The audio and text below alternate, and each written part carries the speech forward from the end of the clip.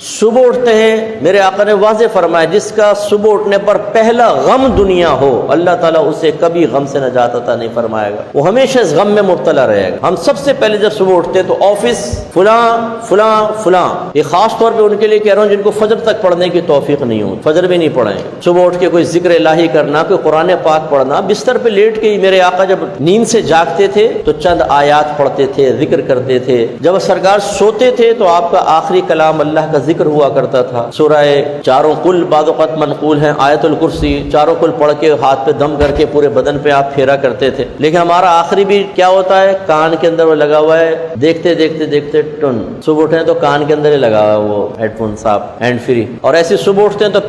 پہلی فکر یا تو ناشتہ ہوتا ہے یا آفس ہوتا ہے یا کچھ بھی نہیں ہوتا ہے۔ یہ صرف ان کے لیے میں عرض کر رہا ہوں کہ جو فجر کی نماز سے غافل ہیں، نہ قرآن پڑھتے ہیں، نہ ذکر الہی کرتے ہیں، کس قدر بری بات۔ ہمارے آقا صلی اللہ علیہ وسلم کا الگ معاملہ تھا۔